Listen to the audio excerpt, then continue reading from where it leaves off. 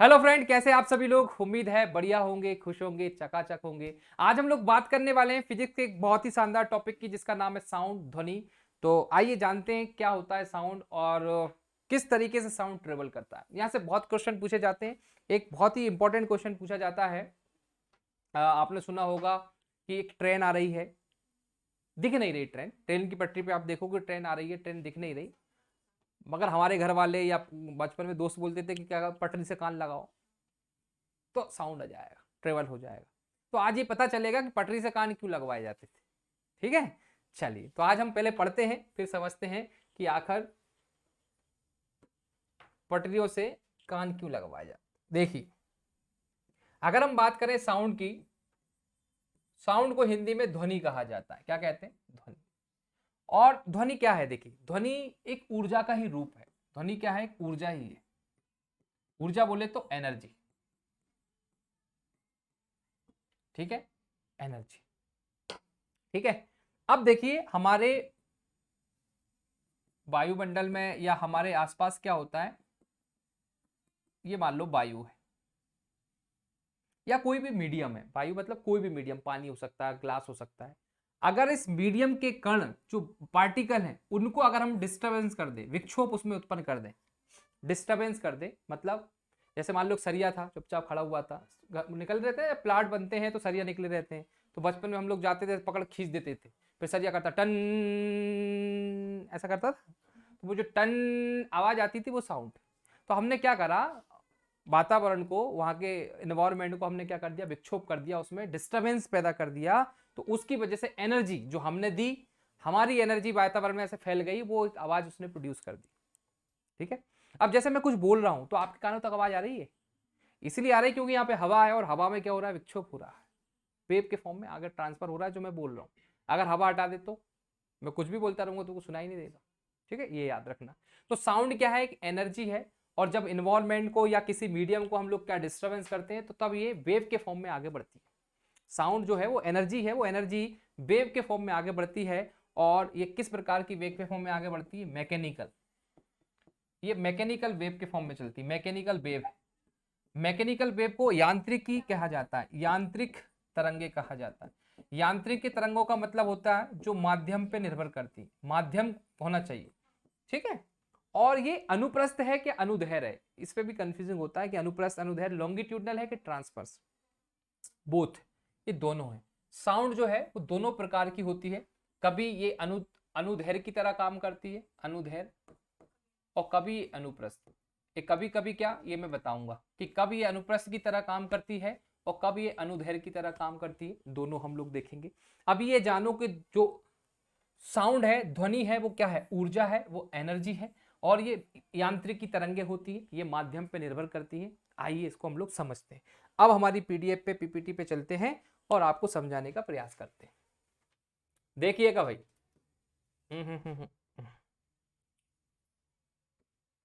ये देखिएगा, अलग कलर से लेंगे। ध्वनि क्या है? कंपनों के परिणाम है। क्या बोल दिया ना, ध्वनि क्या है? कंपनों के परिणाम। इंग्लिश में देखो, sound is a measurement of vibration. जो वाइब्रेशन आपने किया, सरिया पकड़ा और खींच दिया, टन, समझ रहे, वो वाइब्रेशन कर दिया आप, उसी की माप, उसी को आपने मेजर कर लिया, वही क्या है? साउंड है।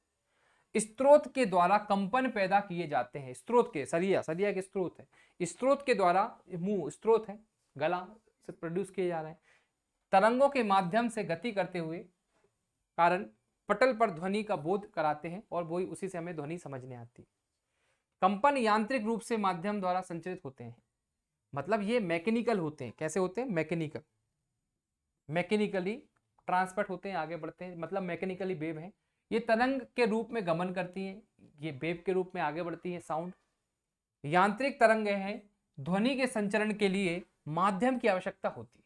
अगर माध्यम नहीं होगा तो ध्वनि ट्रांसफर नहीं होगी। जिन तरंगों की आवृत्ति 20 प्रति सेकंड से लेकर 20,000 प्रति सेकंड या 20 हर्ट्ज से लेकर 20,000 हर्ट्ज तक होती है, ठीक है, हर्ट्ज तक होती है, उन्हें हम लोग श्रव्य ध्वनि कहते हैं। श्रव्य, ठीक है, श्रव्य बोले तो इंग्लिश में क्या बोलते हैं?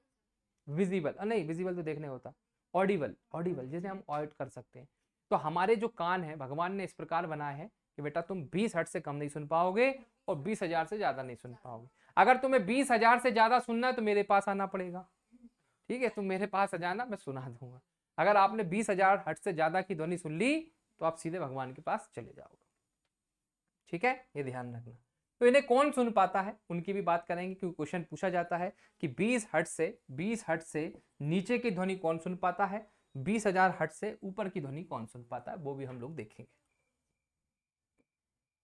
ये देखो आवाज आई, कीड़े मकोड़े। हाँ चलो देखो यहाँ पे तरंगों का वर्गीकरण हम लोग करेंगे। ये देखो कितने बढ़िया तरीके से तरंगों का वर्गीकरण किया गया, समझ लो। तरंग जो होती है दो प्रकार की होती है, एक होती है यांत्रिक और एक होती है अयांत्रिक, ठीक है। जो यांत्रिक होती है ये निर्वात में संभव नहीं है, माध्यम की इन्हें आवश्यकता होती है। मैकेनिकल वेव के निर्वात में नहीं चलेंगी, ये मना कर देती हैं, और माध्यम में चलती है। और जो अयांत्रिकी तरंग है इन्हें माध्यम की आवश्यकता ही नहीं होती, बोले हम तो बिना माध्यम के भी चलेंगे। जैसे प्रकाश, प्रकाश तरंगे जो हैं वो अयांत्रिक तरंग होती हैं, और जितनी भी इलेक्ट्रोमैकेनिकल वेव होती है ना, विद्युत चुंबकीय तरंगे सब कैसी होती हैं, अयांत्रिकी, नॉन मैकेनिकल वेव।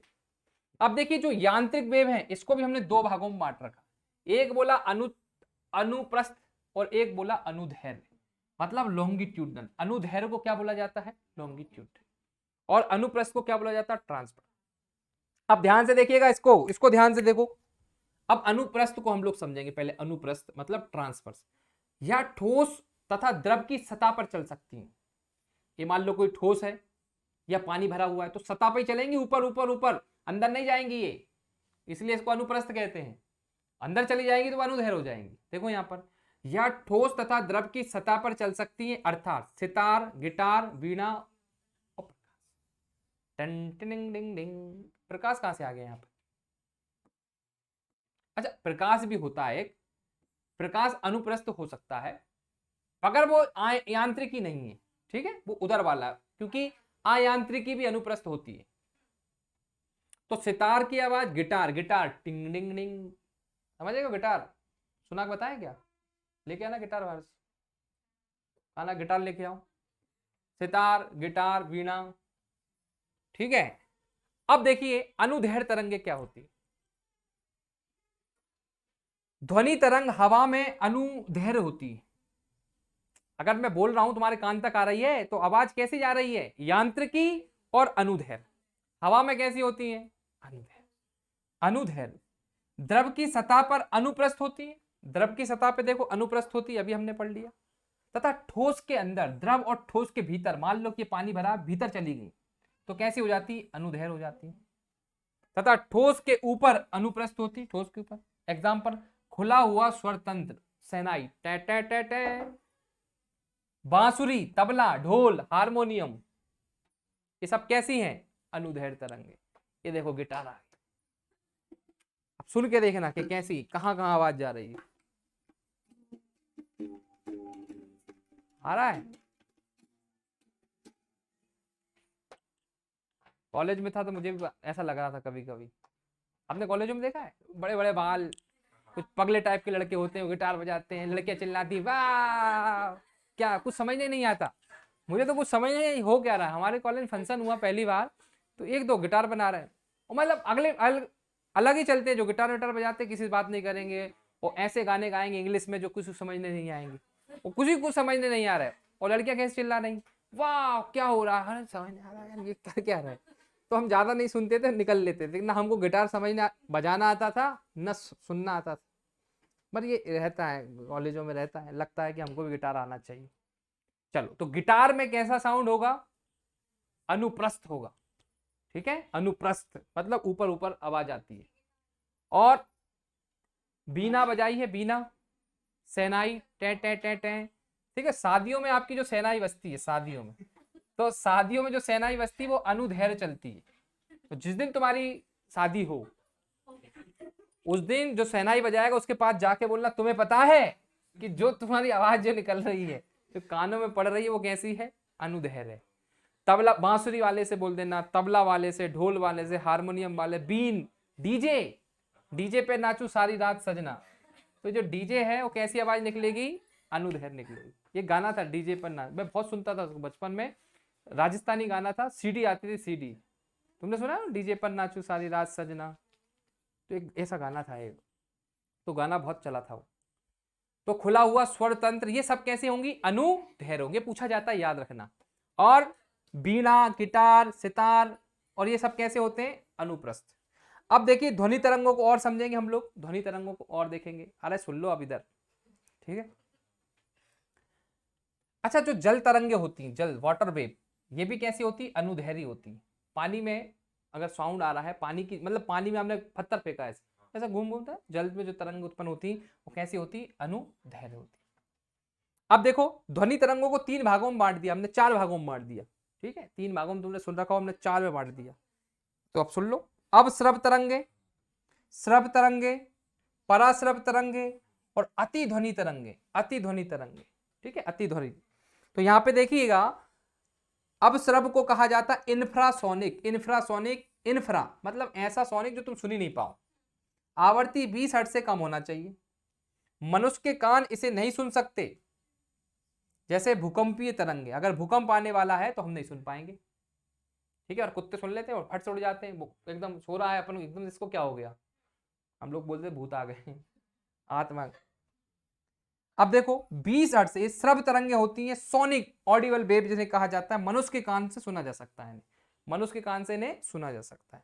पराश्रव 20,000 हर्ट्ज से अधिक की जो तरंगे होंगी उन्हें पराश्रव कहा जाएगा, मनुष्य के कान द्वारा नहीं सुन सकते, पर इसे कुत्ता, बिल्ली, चमगादड़ सुन सकते, कुत्ता, बिल्ली, चमगादड़। हाइपरसोनिक 1 गीगाहर्ट्ज जिनकी आवृत्ति होती है उन्हें सुपरसोनिक एयरक्राफ्ट कहा जाता है। इतनी अगर तुमने सुन ली तो फिर तुम कभी उसके अलावा कोई ध्वनि सुन ही नहीं पाओगे, वो आखिरी ध्वनि होगी जिस दिन तुमने ये सुन लिया, ठीक है। तो इसलिए इसको मत सुनना। आओ देखो, इसमें देखेंगे, इस टेबल में देखेंगे, और मैंने मेरा फोटो लगा दिया तो मैं साइड में हो जाता हूँ, वो समझा दे।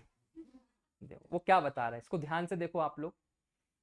ये रेंज देखना, जो पीले कलर का दिखना ना आपको, पीला कलर, ये थोड़ा सा पिंक कलर है, ये थोड़ा सा लाइट पिंक कलर है, ठीक है। तो पीला कलर देखो, ये जो पीला कलर है, इस आवाज को हम लोग सुन सकते हैं, ठीक है। ये जो इधर वाले हैं इसे हम नहीं सुन सकते, इधर वाले को तो हम नहीं सुन सकते। तो देखो अब हमारा जो रीजन है, ये देखो हम आदमी ह्यूमन है, ठीक है। तो नीला यहां से लेकर देखो यहां तक, पेन ले लेते तो समझ नहीं आएगा। यहां से चालू हुआ, यहां पे खत्म हो गया, ये मानव। अब अगर डॉल्फिन का देखें, डॉल्फिन का, तो डॉल्फिन देखो कहां से चालू होगी, यहां से, मतलब इसके नीचे की डॉल्फिन सुन ही नहीं पाएगी, और डॉल्फिन कहां तक चली जाएगी, यहां तक, यहां तक। मतलब कि डॉल्फिन हम सुनते हैं वो तो सुनेगी, साथ में जो हम नहीं सुनते वो भी सुनेगी। ये देखो ये वाली सुन लेती है, ठीक है। इसके बाद देखो बैट, बैट मतलब चमगादड़, चमगादड़ देखो कहां से सुनती है, 10,000 से लेकर 1,20,000, 1,20,000 हर्ट्ज तक की सुन सकती है, बताओ। 1,20,000 ही है ना ये। इसके बाद देखो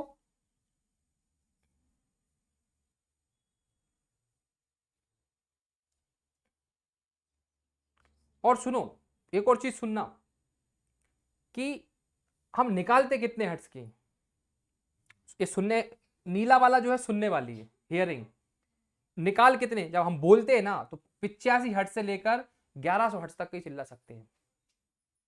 जितनी जोर चिल्लाओ, आखिरी जब चिल्लाओगे ना, जब आंतें फटने वाली होंगी, तो 1100 हर्ट्ज तक। ये हमारी क्या है, सुनने। अब एक और चीज देखना कि इतना ये सुन सकती है, बोल कितनी सकती है, ये 7,000 से लेकर 1,20,000 हर्ट्ज तक, अच्छा 1.5 लाख तक तो ये क्या करती है, सुन सकती है, और 1,20,000 तक निकाल भी सकती है आवाज। ऐसे चमगादड़ देखो, चमगादड़ 1,000 से लेकर 1,20,000 तक क्या कर सकती है, सुन सकती है, और 10,000 से लेकर 1 लाख, 1 लाख है क्या, 10,000 से लेकर 1,20,000 तक क्या कर सकती है, बोल सकती है। कुत्ता देखो, कुत्ता, कुत्ता ये जो है ये पहले से सुन सकता है, देखो, तो और आगे तक भी सुन सकता है। तो कुत्ता एक ऐसा व्यक्ति है, मतलब व्यक्ति नहीं है कुत्ता, कुत्ता एक ऐसा जानवर है जो अपश्रव तरंगों को भी सुन सकता है, पराश्रव तरंगों को भी सुन सकता है, और सबको तो सुन ही रहा है। फिर हाथी देखो, आप हाथी, हाथी देखो, हाथी 5 हर्ट्ज की भी आवाज सुन सकता है, और आवाज कहां तक निकाल सकता है हाथी, देखना 12,000 हर्ट्ज तक की, चिल्लाता है ना हाथी, तो 12,000 हर्ट्ज तक की निकाल सकता है। और ये सुन सकता है 5 से लेकर 12,000 हर्ट्ज तक। समझ गए? तो ये जो है इंफ्रारेड भी सुन सकता है। और अल्ट्रासोनिक कौन सुन सकता है? अल्ट्रासोनिक कुत्ता सुन सकता है। अल्ट्रासोनिक देखो, अल्ट्रासोनिक कौन सुन सकता है? कुत्ता। कुत्ता दोनों सुन सकता है, अल्ट्रासोनिक भी सुन रहा है और इंफ्रारेड भी सुन रहा है। बिल्ली, बिल्ली कहाँ सुन रही? दोनों देखो, बिल्ली नहीं सुन रही। डॉल्फिन हाई फ्रिक्वेंसी सुन सकती है और निकाल भी सकती है, और बैट भी हाई भी निकल सकती है और निकालती है, और वो भी करती है। ये जब निकाल रही है ना, ये देखो, इसी के कारण ये शिकार करती है। कौन सी? हाई फ्रिक्वेंसी, मतलब अल्ट्रासोनिक पराश्रव तरंगे निकालती है चमगादड़, क्योंकि अंधी रहती है, दिखता है नहीं उसको, रात में कहाँ दिखेगा। तो ऐसे चमगादड़ आ रही, देखो मान लो चमगादड़ ऐसे आ रही, रास्ते में एक शिकारी आ गया, तो ये जब ध्वनि निकालती है तो वो ध्वनि आएगी, इससे टकराएगी, फट से उसके पास पहुंच जाएगी, इसको लगेगा चमगादड़ ऐसे आई, फट से उड़ जाएगी, उसको पता चल जाता है। ऐसे आएगी, दीवार मान लो दीवार आ रही, बहुत तेज आ रही स्पीड, दीवार मुड़ जाएगी। सेंसर वो कह सकते हैं, सेंसर मतलब ये अल्ट्रासाउंड। चलो समझ गए अब, अच्छी बात। अब जो समझे उसी को लिख दिया है, पढ़ लेना। अब सब तरंगे क्या होती है? सब फर्जी काम है। 20 हर्ट्ज से नीचे वाली मेरे हिसाब से तो कोई मतलब नहीं है। बताओ कोई मतलब है क्या? उसमें फोटो में समझने आ गया? सब तरंगे मतलब है क्या? पराश्रव तरंगे कोई मतलब नहीं है। हाँ, इसका अपन उदाहरण समझ सकते हैं, इनसे क्या कर सकते हैं हम लोग, इसको समझो। कि अगर आप चाहते हो कि बोल तो पाओगे नहीं तुम, हम लोग कितना कर पा रहे हैं? 10,000 से लेकर 80 से 85 से लेकर 1100 तक निकाल सकते हैं। पर अगर हम लोग क्या करें, पराश्रव ध्वनि निकाल दें, तो हमारे काम की चीज है। बताओ कैसे? हमारे मान लो कोट है, महंगे ब्लेजर हमने लिए 5,000 के 10,000 के शादी वाले, अपन उनको धोएंगे ना मोगरिया कूट कूट के, तो उसी दिन क्या हो जाएंगे? वो खराब हो जाएंगे, वॉशिंग मशीन में भी खराब हो जाएंगे। अगर उन्हें क्लीनिंग करना है आप, तो एक काम करो, टांग दो ऐसे, और इधर से साउंड डीजे बजा दो, तो पूरा धूल वूल नीचे गिर जाएगी, ड्राई क्लीन हो जाएगी। उसी को क्या कहते हैं? ड्राई क्लीनिंग, सूखा धुलाई। ठीक है, ड्राई क्लीन मतलब यही, सूखी धुलाई। तो ये किससे होती है? वाइब्रेशन उस पर फेंका जाता है। क्लियर है? और क्या फायदा अगर हम पराश्रव निकाल लेंगे ध्वनि? गाल्टन सिटी, ऐसे चिमनी आपने देखी, बड़ी बड़ी चिमनी है कारखानों की, अब इतनी ऊंचाई पे कौन जाएगा उसको साफ करेगा? उस पर क्या होता है? धुआं निकल निकल के चिपक जाता है, चिपक गया तो नीचे साउंड बजा दो, ऊपर से क्या हो जाएगा? वो कार्बन ऐसे निकल जाएगा, सब हो जाएगा। अरे वाइब्रेशन में बहुत है। ठीक है, तो पराश्रव तरंगे निकालना जरूरी है। तो पराश्रव तरंगे अगर आपको बनाना है तो कैसे बनाओगे? तो उसके लिए आपको गाल्टन सिटी बजाना पड़ेगी। गाल्टन सिटी क्या बजाना पड़ेगी? Galton city. एक व्यक्ति ने प्रयोग किया था, देखो, 20,000 हर्ट्ज से ऊपर की आवृत्ति वाली तरंगों को पराश्रव तरंगे कहते हैं। मनुष्य के कान इसे नहीं सुन सकते, ठीक है, परंतु कुछ जानवर जैसे कुत्ता, बिल्ली, चमगादड़ आदि इसे सुन सकते हैं। इन तरंगों को गाल्टन सिटी द्वारा, कौन सी सिटी द्वारा? गाल्टन सिटी द्वारा। अब गाल्टन सिटी क्या होती है? गाल्टन ने वो सिटी बजाई थी, उसे गाल्टन सिटी कहते हैं। सिटी वही बजाने वाली, द्वारा दाब विद्युत प्रभाव, कौन सा प्रभाव? दाब विद्युत प्रभाव की विधि द्वारा क्वार्टाइज क्रिस्टल, क्वार्टाइज समझते हो? क्वार्टाइज एक मटेरियल होता है, उसके क्रिस्टल के कंपनों से उस पर कंपन करवाएंगे, इस तरीके से उत्पन्न करते हैं। इन तरंगों की आवृत्ति बहुत ऊंची होती है, बहुत अधिक ऊर्जा होती है, साथ ही इनका तरंग दैर्घ्य छोटी होने के कारण इन्हें एक पतले किरण पुंज के रूप में बहुत दूर तक भेजा जा सकता है। देखो, तो अपन गाल्टन सिटी बजा के निकाल सकते हैं।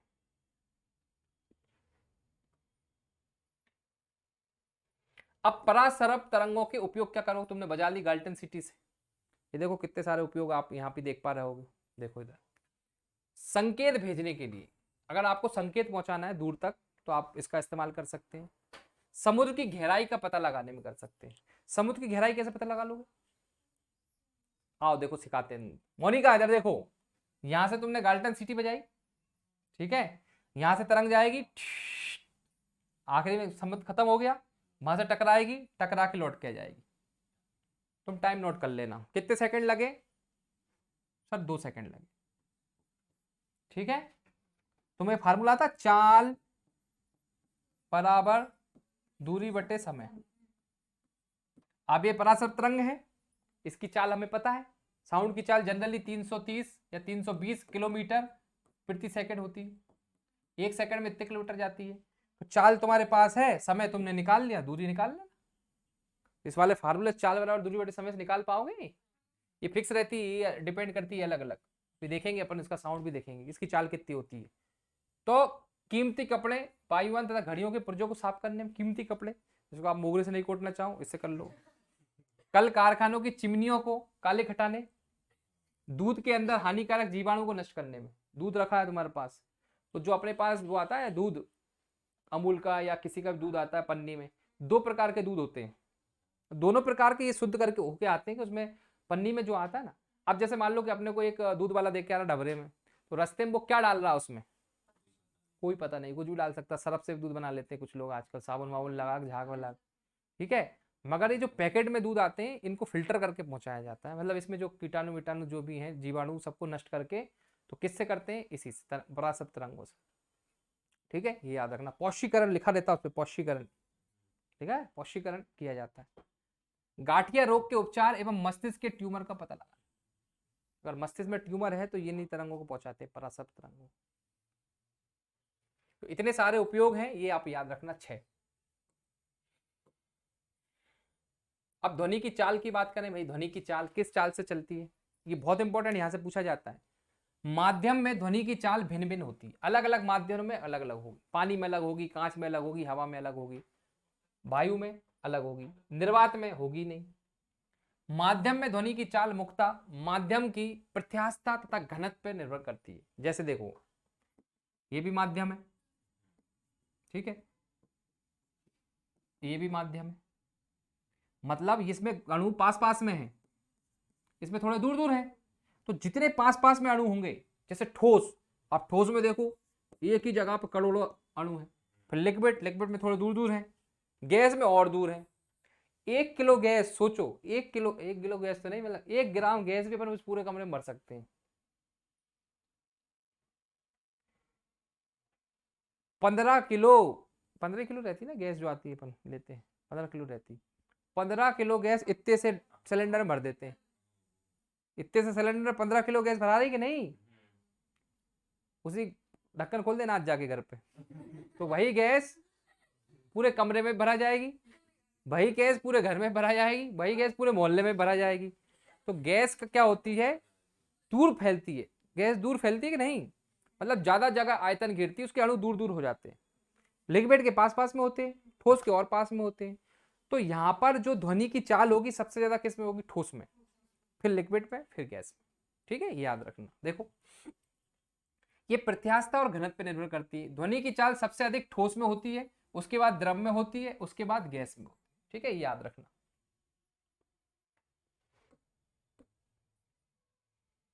वायु में ध्वनि की चाल 332 मीटर पर सेकंड होती है।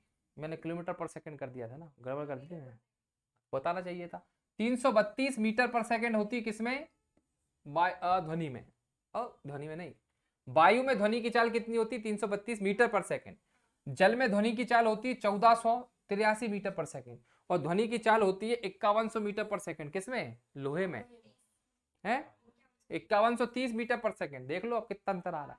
तो सबसे ज्यादा किसमें होती है, लोहे में, आयरन। जब ध्वनि एक माध्यम से दूसरे माध्यम में जाती है तो ध्वनि की चाल, तरंग दैर्घ्य बदल जाती है, जबकि आवृत्ति नहीं बदलती। इसका मतलब क्या, आवृत्ति समझते हो, आवृत्ति क्या होती है, देखो ये दो अपन ने ऐसे ऐसे बना दी, 1 साइकिल, 2 साइकिल, 3, इसी में एक,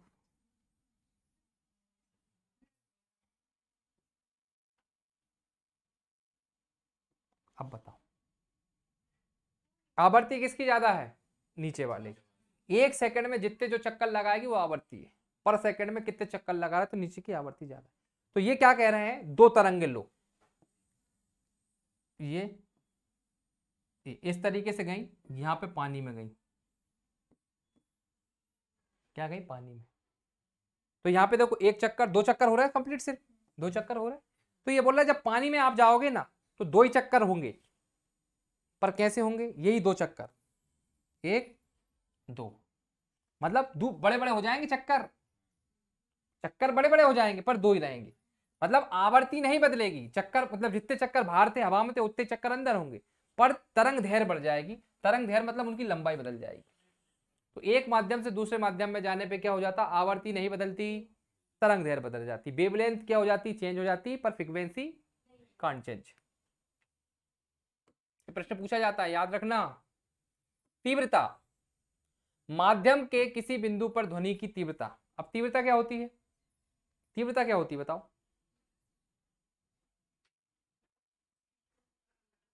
जैसे मैं बोल रहा हूं या मैं माइक में बोल रहा हूं, तो ज्यादा तीव्रता की आवाज माइक में आएगी, ऐसे बोलने पे आएगी? तो क्या मतलब, क्या तुमको क्या लग रहा है, मतलब तीव्रता मतलब क्या? हम्म अब मैं बोल रहा हूं तो मेरा इतना समूह से निकल रही है आवाज, और इतने बड़े डीजे से निकल रही, और बड़े डीजे से निकल रही, तो एक पर्टिकुलर एरिया क्षेत्रफल से कितना साउंड प्रोड्यूस हो रहा।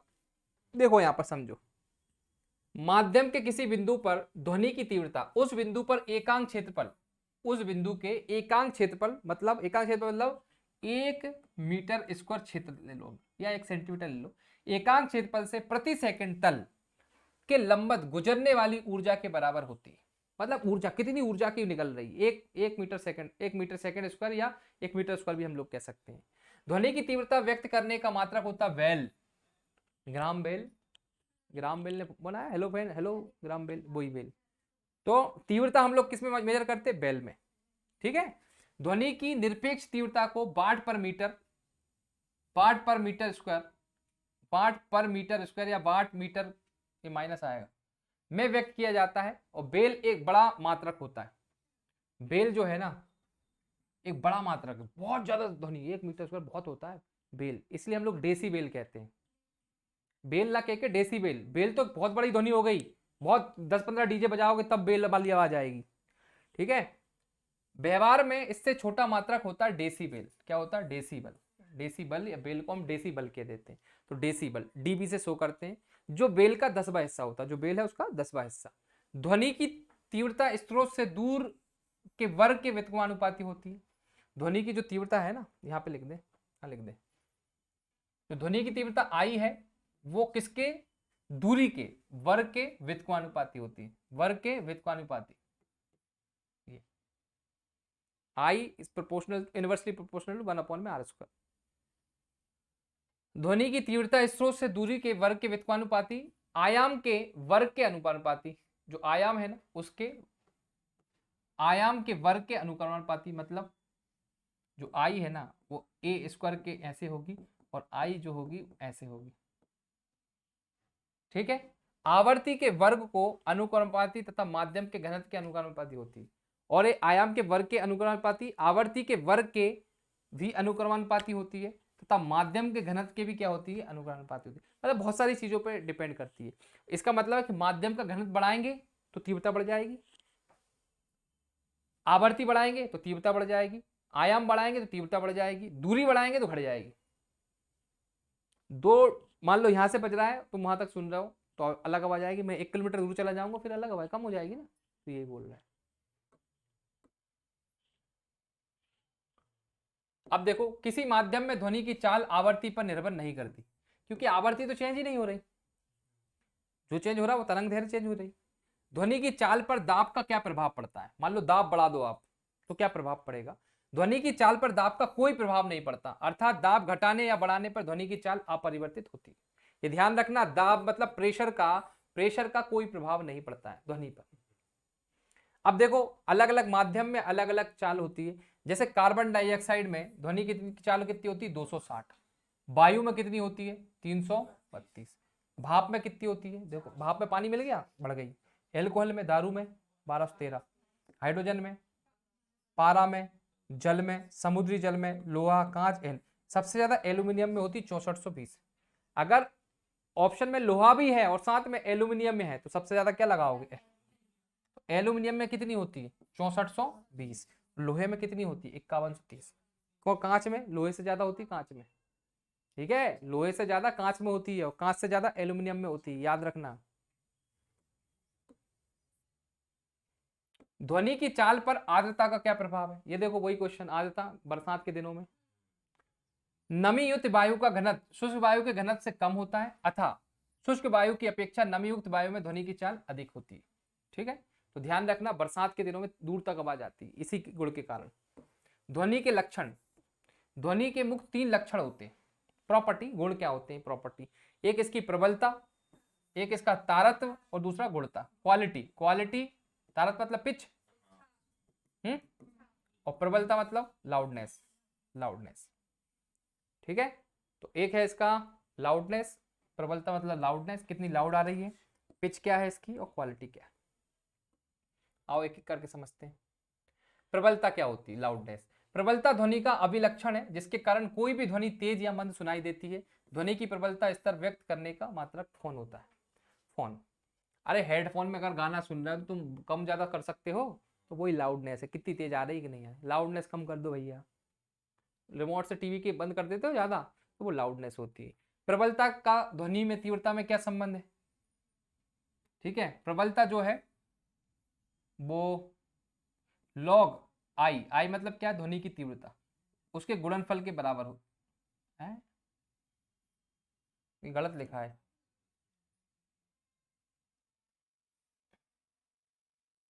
ये इंग्लिश में सही लिखा, लाउडनेस इंटू लॉग आई।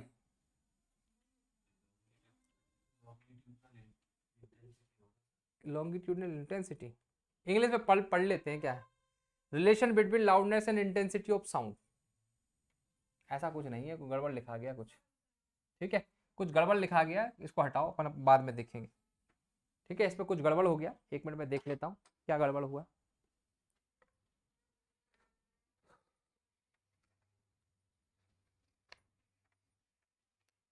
क्या पढ़ रहे थे हम लोग, लाउडनेस।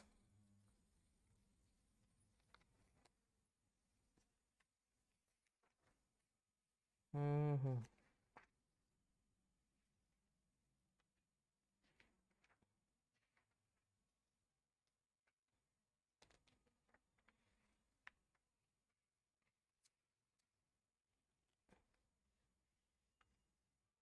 ऐसा कोई फार्मूला तो है नहीं इसमें, चलो अपन उसको चेक कर लेंगे, बाद में देख लेंगे, समझ लेंगे, अभी इसको आगे बढ़ाए। ठीक है, अभी अपन इसको आगे बढ़ा देते हैं।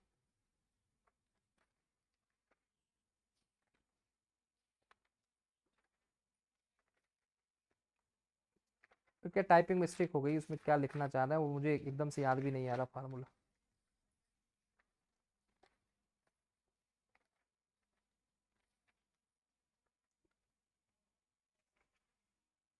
कौन सा फार्मूला है, प्रबलता वाला।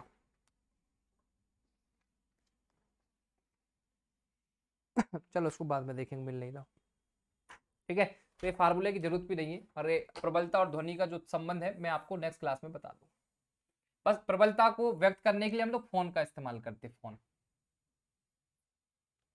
अब देखो प्रबलता और ध्वनि तीव्रता में क्या डिफरेंस होता है उसको समझो, हो सकता है यहाँ से समझने आ जाए। प्रबलता ध्वनि का भावी लक्षण है जिसके कारण ध्वनि तेज या मंद सुनाई देती है, प्रबलता।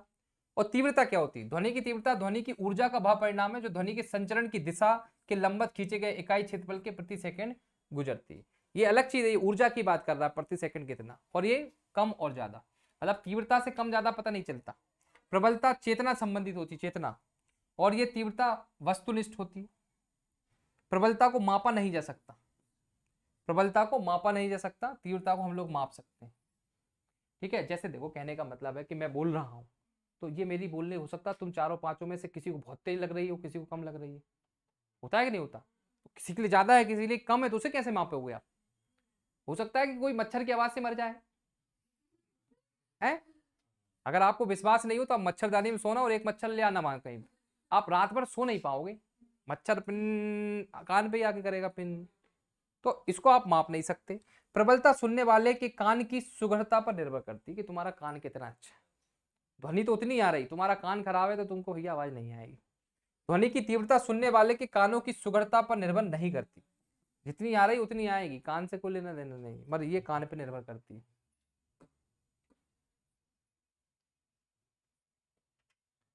ध्वनि स्रोत से दूर किसी बिंदु पर ध्वनि की तीव्रता समान होती है, दूसरी ओर प्रबलता उस बिंदु पर अलग अलग व्यक्तियों के लिए अलग अलग हो सकती है। बात वही हो गई भाई, ये व्यक्ति पर निर्भर करेगी उसके कान कैसे हैं, क्योंकि प्रबलता व्यक्ति के कान की सुगढ़ता पर निर्भर करती है।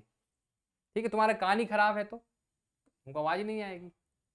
तारत्व, अब पिच को पढ़ते, तारत्व क्या होता है, पिच क्या होती है। अभी देखो, कभी आपने अमिताभ बच्चन की आवाज सुनी? कैसा सुनी कि नहीं सुनी? फोन पे किसी लड़की की आवाज सुनी? हेलो, मैं तान्या। बच्चों की आवाज सुनी? तो किस चीज में डिफरेंस होता है? एक्सपीरियंस, हाँ सुनी है ना, फोन में आता है। सुनना कभी रेडियो मिर्ची वगैरह पे वो फोन करते हैं ना, बिल्कुल मैं यहाँ से बोल रही हूँ, तो अलग ही आवाज आती है। तो क्या, किस डिफरेंस की वजह से अलग आती है बताओ? आदमियों की आवाज भारी होती है, लड़कियों की पतली होती है। तो पिच, अगर पिच ज्यादा है, पिच ज्यादा है तो आवाज कैसी होगी, पतली। और पिच कम है तो आवाज कैसी होगी, मोटी। उल्टा है ये पिच का लफड़ा, ठीक है। तो आवाज पतली है, इसका मतलब आपकी पिच ज्यादा, तो लड़कियों की पिच ज्यादा होती है। आओ देखो, ध्वनि का भलक्षण जिससे ध्वनि की मोटी या पतली आवाज कहा जा सकता है। तारत आवृत्ति पर निर्भर करता है। ध्वनि की आवृत्ति अधिक होने पर तारत अधिक होता है। आवृत्ति अधिक है तो तारत अधिक होता है, ध्वनि पतली होती है। आवृत्ति कम होने पर तारत कम होता है, ध्वनि मोटी होती है। जैसे लड़का अगर बोल रहा है ना, लड़का बोल रहा है, देखो सुनो, दो लड़कियों को लड़ते देखा है, दो लड़की लड़ रही है, महिलाएं लड़ रही हैं, तो आसपास के जो लोग हैं ना, उनको समझ नहीं आएगा हो क्या रहा है, या बातें करके देखो, नहीं नहीं मैंने बोला तो नहीं, बहुत जल्दी जल्दी, इतनी स्पीड में बोलना है, समझ नहीं आ रहा। पर लड़का आराम से बोलेगा, मतलब समझ नहीं आता है। तो ये देखो, यहाँ पर ये लड़की बोल रही है और ये लड़का बोल रहा है, ठीक है। तो यहाँ पर आवृत्ति क्या है, आवृत्ति क्या है, कम। आवृत्ति कम है पर पिच क्या है, पिच क्या है, ज्यादा। इसीलिए इस आदमी की आवाज कैसे आएगी, मोटी। लड़कों की आवाज कैसे आती है, मोटी। मोटी आवाज, पिच ज्यादा, आवृत्ति कम। ये बहुत इंपॉर्टेंट है। लड़कियों की और मच्छरों की आवृत्ति क्या होती है, बुरी क्यों लगती, पिन आवाज जो है, क्योंकि उसकी आवृत्ति क्या होती है, आवृत्ति क्या है, ज्यादा। पिच क्या है, कम। पिच क्या है, कम। तो आवाज कैसी हो गई, पतली। तो जिसकी भी पतली आवाज है उसका समझ लेना आवृत्ति क्या है, ज्यादा, और पिच क्या है, कम। ध्वनि कैसी होती, पतली। अधिक तारत होगा तो ध्वनि पतली होगी। आवृत्ति कम होने पर तारत कम होता है, ध्वनि मोटी होती है। तीसरा, गुणता की बात करेंगे, ठीक है। गुणता मतलब क्वालिटी, किस क्वालिटी की आप बोल रहे हो, धीरे से बोल रहा हो, तेज बोल रहा है, लाउडनेस बोल रहा है। वह लक्षण जिसके कारण हमें समान प्रबलता या समान तारत की ध्वनि मिलती, समान। सा रे गा, ये अच्छा क्यों लगता है, कोई गाना गाता है तो अच्छा क्यों लगता है, क्यों अच्छा लग रहा है, कोई गाना गा रहा है तो अच्छा क्यों लग रहा है, क्योंकि वो हर एक वर्ड क्या बोल रहा है, उसी उसी, हाँ, क्लियर बोल रहा है, समान आवृत्ति में बोल रहा है, समान क्वालिटी आ रही है, तो वो हमें अच्छा लग रहा है, क्वालिटी साउंड। देखो, वह लक्षण जिसके कारण समान प्रबलता होना चाहिए, समान तारत की ध्वनि में अंतर प्रतीत होता है। और दूसरा देखो, जैसे वो लगा कान में ऐसे लगा लेते हैं, गाना कंपोजर वो करते क्या क्या करते रहते हैं, उनको समझ नहीं आ रहा है, हाँ और तेज बोलो, नीचे बोलो, ऊपर, ऐसा देखा है उन्हें गाना बनाते हुए। तो वो क्या करते हैं, वो ये चेक करते हैं क्वालिटी में कि भाई सा तेज बोलो, रे, तो अंतर आना चाहिए समझने कि कौन सी आवृत्ति और कौन सी पिच की आवाज आ रही है। अगर आप अंतर में पता कर पा रहे हो, अंतर अगर पता कर पा रहे हो तो क्वालिटी वाली है, वो तुम अंतर ही पता नहीं कर पा रहे हो। मतलब क्या होता है, देखो तबला बज रहा है, इतने सारे क्यों लगाते हैं, तबला गिटार ये सब बज रहा है कि नहीं बज रहा, तो जो सुनने वाला होता है उसको सबकी आवाज आना चाहिए, हाँ तबला की आई, ठीक है, बांसुरी की आई, तो क्वालिटी है। नहीं पता चले क्या बोल रहा है, तबला बजाते मत बजाओ, बजाओ मत बजाओ, एक ही बात हो रही है, मिक्स हो रहा है, तो क्वालिटी कैसे हो जाएगी, गिर जाएगी। तो यहाँ पे देखिए, गुणवत्ता कहलाता है, अंतर अगर प्रतीत होता है तो गुणवत्ता कहलाएगा। ध्वनि की गुणवत्ता सन्नादी स्वरों की संख्या, क्रम तथा अपेक्षित तीव्रता पर निर्भर करती है कि कितनी आवाज आ रही, कितने साउंड आ रहे हैं। वही सा रे गा मा, उन्हें कहा जाता सन्नादी। नोड, नोड, सन्नादी को नोड। प्रतिध्वनि क्या होती है, ये बहुत इंपॉर्टेंट है। आपने एक पिक्चर देखी है, हाँ, एक लड़का जाता है एक लड़की के साथ, लड़का चिल्लाता है, कोई भी लड़की का नाम चिल्ला देता है, तो उधर से नाम लड़की का ही आता है, फिर वो लड़की आवाज चिल्लाती है तो उधर से 15-20 लड़कों के नाम आते हैं।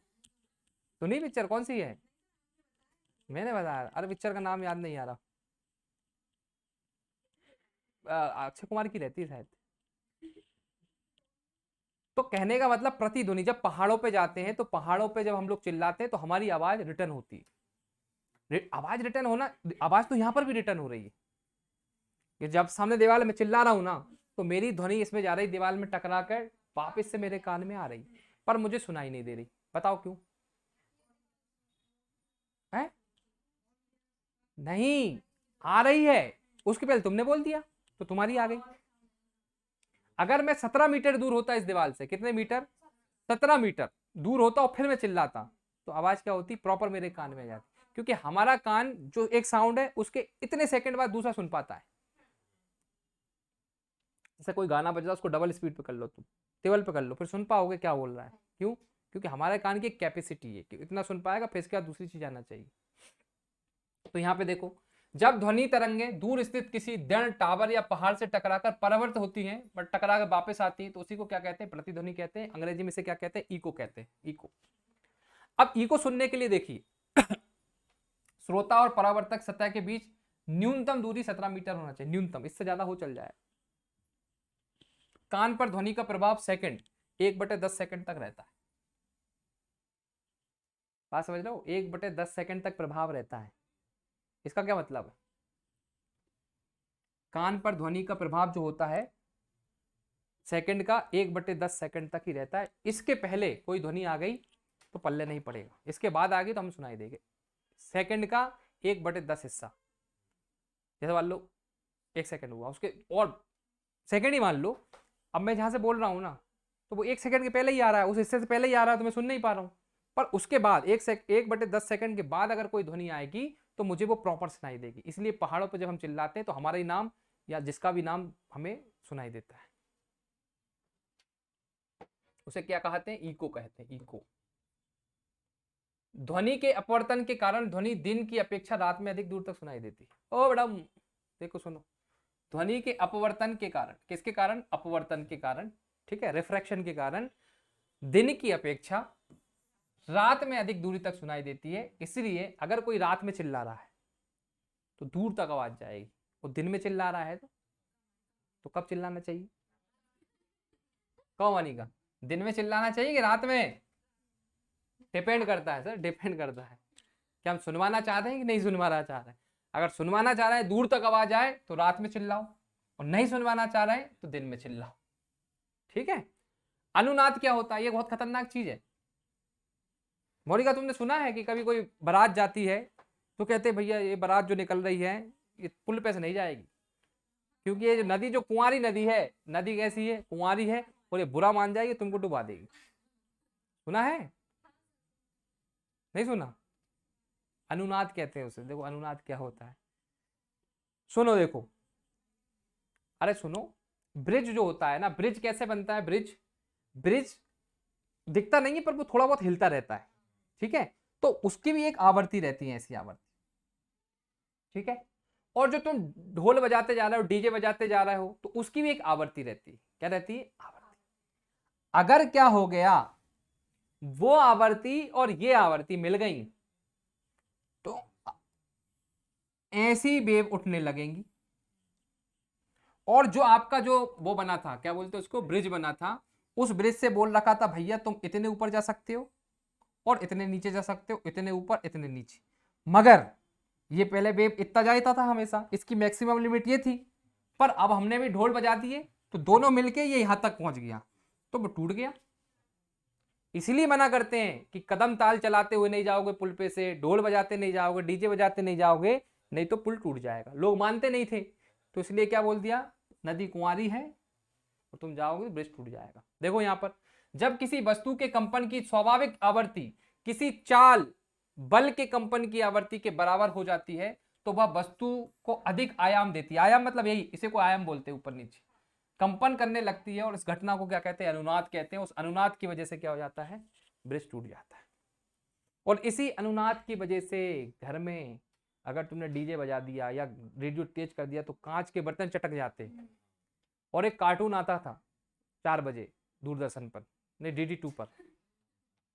तुम DD2 देखा तुमने? कौन सा? उसमें क्या होता था, एक जो लेडी रहती थी वो सुरीला गाना गाती थी, पहाड़ टूट जाते थे, बर्फ के पहाड़ टूट जाते थे, उसको बुलाया जाता था स्पेशल। तुम्हारा है डोरेमोन में था क्या? डोरेमोन नहीं देखता था मैं। नहीं, जियान में भी नहीं है। तो वो उससे क्या होते हैं, पहाड़ तक टूट जाते हैं। किस वजह से? अनुनाद की वजह से, क्योंकि पहाड़ों में भी आवृत्ति रहती है, गाने की आवृत्ति मिल जाए, मैच कर जाए तो टूट जाए। तो हर कोई वैसा गाएगा तो नहीं होगा, वो ध्वनि मिलना चाहिए, अनुनाद की कंडीशन बनना चाहिए। ध्वनि का व्यक्तीकरण क्या होता है? व्यक्तीकरण, हाँ, व्यक्तीकरण, व्यक्तीकरण को क्या कहा जाता है? इंटरफेरेंस।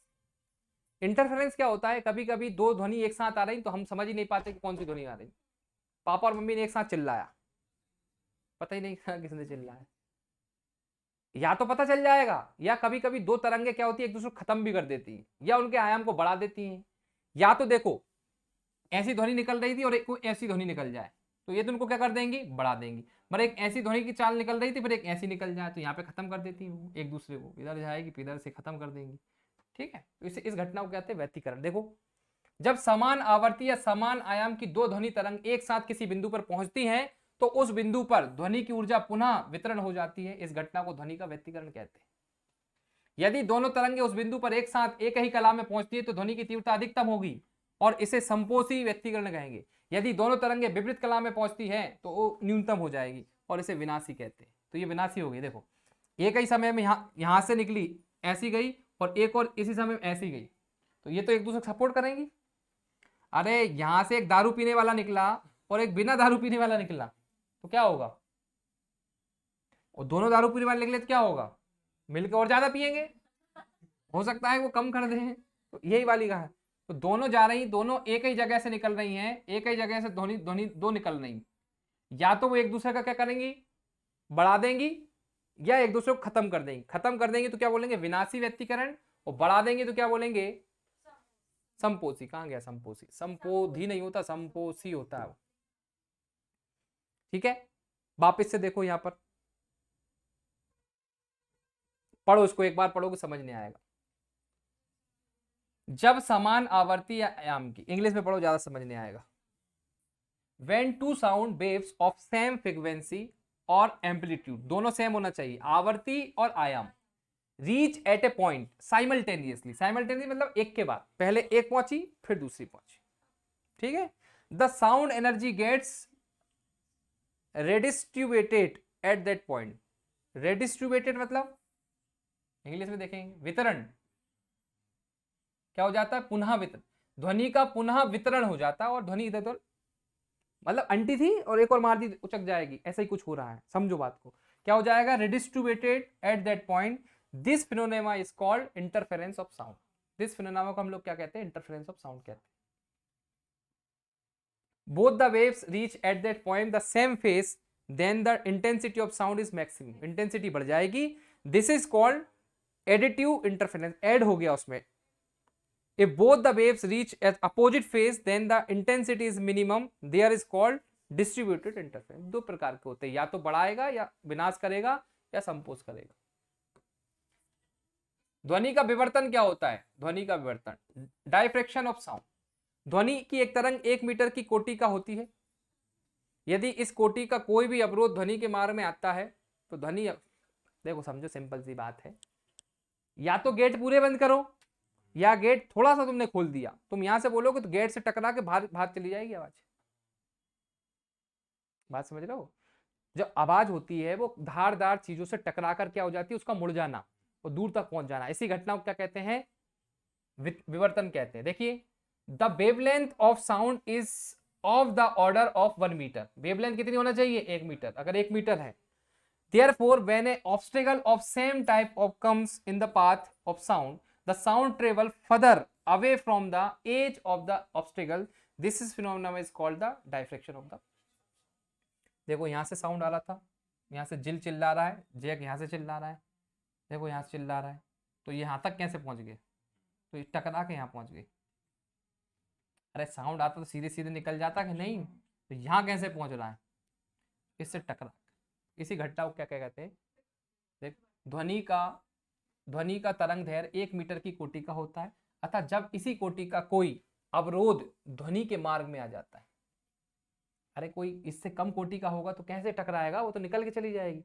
उतनी कोटि का या उससे ज्यादा कोटि का होना चाहिए, ध्वनि अवरोध के किनारों से मुड़कर आगे बढ़ जाती है, इस घटना को ध्वनि का वितरण कहते हैं, विवर्तन कहते हैं। डॉपलर प्रभाव, डॉपलर प्रभाव या डॉपलर प्रभाव, ये क्या होता है? देखो बहुत सिंपल सी बात है। ट्रेन, आप स्टेशन पर खड़े हो, ट्रेन आ रही है, तो ट्रेन जैसे जैसे हाथ में जाएगी आप तक आएगी तो आपको और तेज आवाज आएगी। पहले दूर थी, धीरे धीरे आ रही थी, और तेज आने लगी, तेज आने लगी, तेज आने, बहुत तेज आ गई, टन, और फिर धीरे धीरे चली गई, जब दूर जाती जा रही तो कम हो रही है। इस प्रभाव को क्या कहते हैं? डॉपलर प्रभाव। बताओ ये कोई प्रभाव है? जब किसी ध्वनि स्रोत या श्रोता के बीच अपेक्षित गति होती है तो श्रोता ध्वनि की आवृत्ति उसकी वास्तविक आवृत्ति से अलग सुनाई देती, इसी को डॉपलर प्रभाव कहते हैं। ठीक है, जैसे जैसे ये दूर जाता जा रहा है, इसको पास आते जा रहा है तो इसको तेज आवाज सुनाई दे रही, आवाज वही है, आवाज वही है, पर ये चल भी रहा है ना, तो सापेक्षिक गति के कारण उसे तेज या कम सुनाई देती है। इसी को क्या कहते हैं? डॉपलर प्रभाव। मैक संख्या क्या होती है भाई?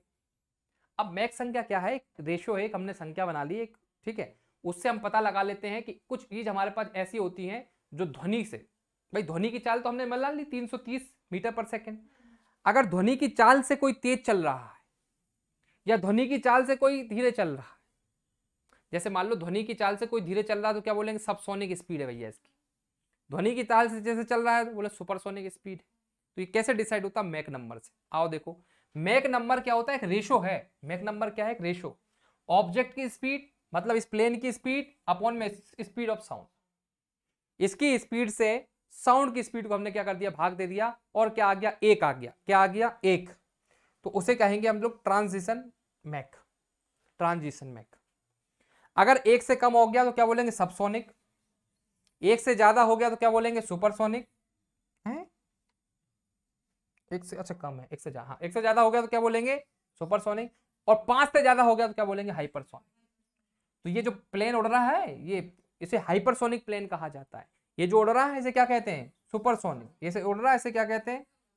ट्रांजिशन या सबसोनिक कहा जाता है, क्योंकि ये साउंड की स्पीड से भी कम होता है। ठीक है, तो मैक संख्या क्या है? एक रेशो है जिससे हम पता लगाते हैं कि भाई किसी की चाल जो है, किसी भी चीज की चाल जो है वो साउंड की चाल से कम है कि ज्यादा है कि बहुत ज्यादा है। किसी माध्यम में किसी पिंड की चाल उसी माध्यम में ताप या दाब की उन्हीं परिस्थितियों में ध्वनि की चाल के अनुपात को उस वस्तु के माध्यम को मैक संख्या कहते हैं। यदि मैक 1 से अधिक है तो पिंड की चाल पराध्वनिक मतलब सुपरसोनिक होगी, और 5 से अधिक है तो ध्वनि कैसी हो जाएगी? अति पराध्वनिक। एक होता है प्रघाती तरंग, क्या होती है? शॉक वेव क्या होती है? शॉक वेव समझते हो? शॉकअप होते हैं गाड़ी में, तो ऐसी वेव आ रही तो शॉक वेव समझना। प्रघाती तरंग, शॉक वेव। जब पिंड की चाल पराध्वनि हो जाती है तो वह अपने पीछे माध्यम में शंक्वाकार विक्षोभ छोड़ती है, इस विक्षोभ के संचरण को प्रघाती तरंग कहते हैं। ये क्या बोल दिया सर? समझ में आया? ये कैसे आएगा? अभी समझाया नहीं। तुमने ये देखा है कि आसमान में आपको कुछ दिखता है सफेद सफेद, बोले वो रॉकेट गया है, पीछे पीछे क्या क्या दिखता है? दिखता है वो धुआं, दिखता है धुआं। ये अगर रॉकेट गया, सुई निकल के गया, बोले रॉकेट गया था यहाँ से। आसमान में दिखता है सफेद सफेद, वो क्या कहलाती है? प्रघाती तरंग, शॉक बेस। देखो इधर सुनो, जब पिंड किसी चाल, पिंड की चाल कैसी हो? पराध्वनिक मतलब सुपरसोनिक। तो रॉकेट सुपरसोनिक से तो जाता है, जाता ही नहीं जाता। तो वह अपने पीछे अपने पीछे माध्यम में संघवाकार, ऐसा देखो संघवाकार विक्षोभ छोड़ती है, इस विक्षोभ के संचरण को ही प्रघाती तरंग कहते हैं। अब समझ में आया? अब भूल पाओगे?